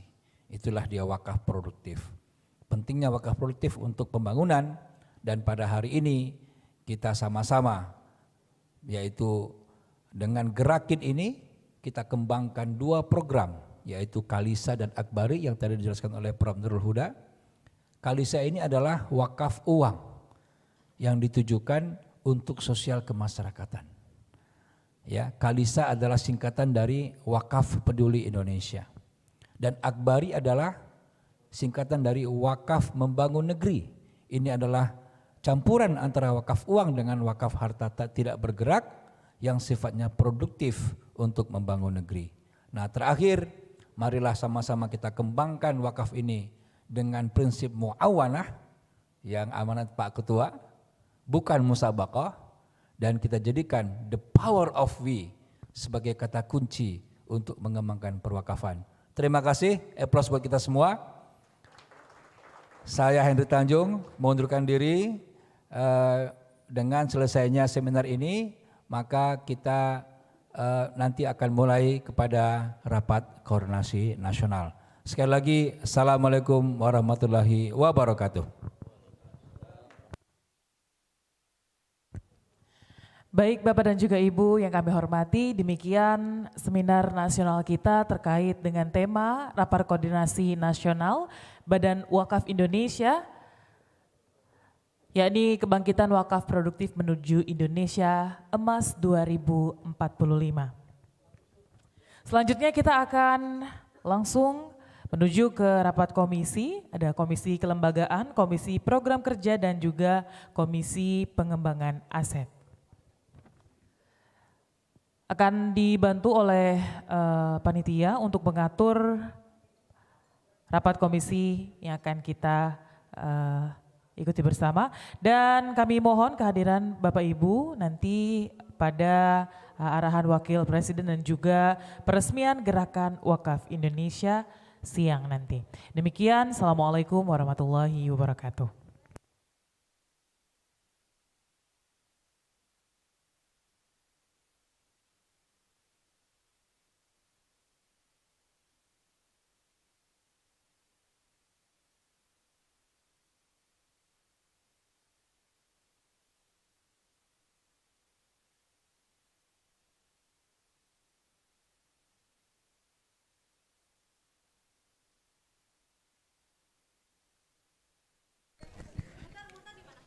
Terima kasih kepada Bapak Ibu peserta yang ada di Zoom. Untuk selanjutnya adalah sidang komisi. Panitia akan menyampaikan link untuk masing-masing sidang komisi. Ada 3 link. Nanti silahkan masuk sesuai dengan bidangnya Bapak Ibu sekalian.